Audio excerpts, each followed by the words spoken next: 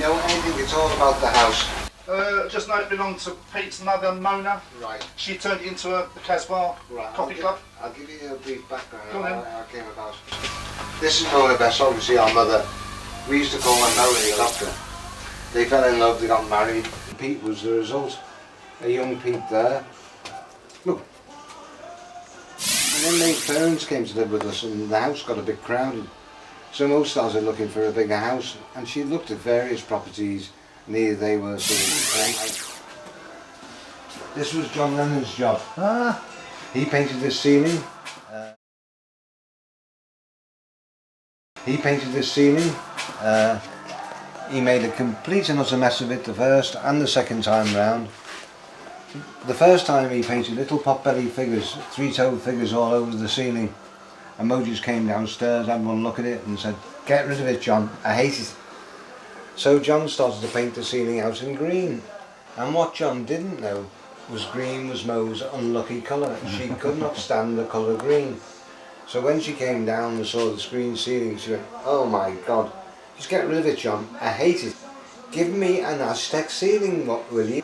What sort of artist do you call yourself?" So John started to paint the ceiling out in silver, and he wasn't in a good mood.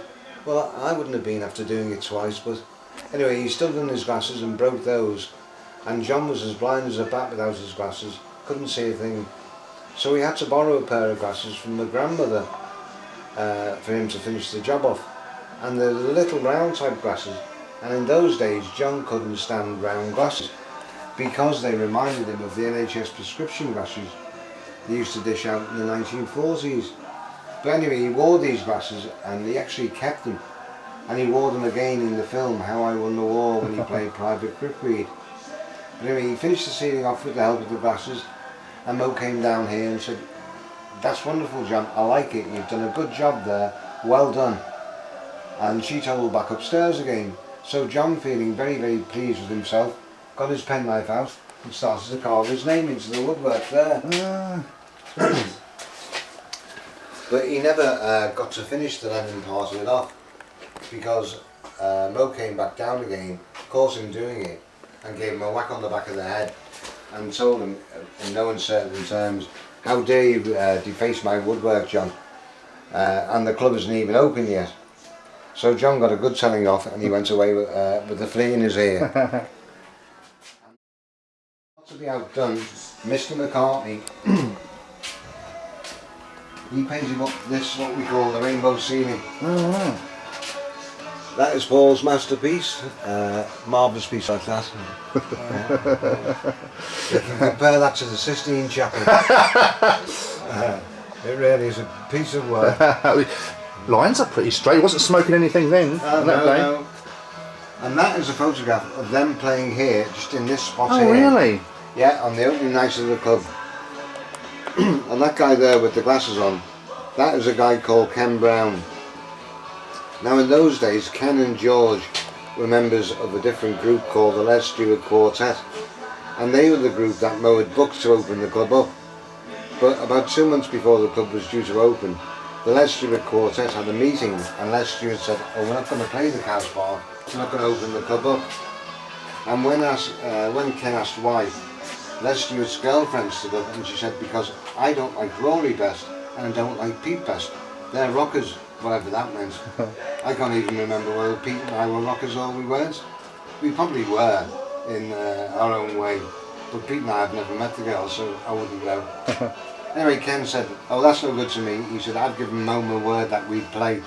He said, "I'm leaving," and George said, "I'm leaving too." So they broke away from the Les Stewart Quartet, and for about 2 months or so they went out as a duo, playing working men's clubs and British Legion clubs, and I used to go to those gigs with them. They weren't that good and they weren't that bad, they were just middle of the road. But anyway, they came to Mo and they said, "Mo, we'll open the club up for you as a duo." And Mo said, no, I don't want a duo to open the club, I want a proper band." So George said, "Well, hold on, Mo." He said, "I've got two mates that are doing nothing at the present moment. I used to play with them a while ago. I'll bring them down and see what you think of them." So he brought his two mates down, and lo and behold, who should they be but Lennon and McCartney. and the Quarrymen were formed. And they played here on the opening night of the club, and they played here for about 10 to 12 weeks afterwards, until they had a bit of a fallout. Ken was unwell one particular night and couldn't play. He had a stomach cramp and he couldn't even stand up. So Mo gave him a job where he could sit down, taking the money on the door. And John, George and Paul did the set themselves. And after the set was finished, they came to Mo for their 15 shillings, and Mo paid them the money, and they looked at it and said, "Mo, this isn't enough. We want Ken's money. We played, Ken didn't." So Mo said, "You're not getting Ken's money. You're a band and you get paid as a band, whether one of you play or one of you don't play." She said, "And besides which, Ken's worked for me on the door tonight, so he's going to get paid anyway." So John got really sort of uptight with Mo, and he said, "Look, Mo, if we don't get Ken's money, we're not going to play the Casbah anymore." So they didn't play the Casbah anymore. A little bit silly of John to take that attitude, because they had the complete the residency of the club, and residencies were like gold in those days. It wasn't as if the Quarrymen could walk out of the Casbah and get another residency. They couldn't, because the Casbah was the first and the only club, rock and roll club in Liverpool.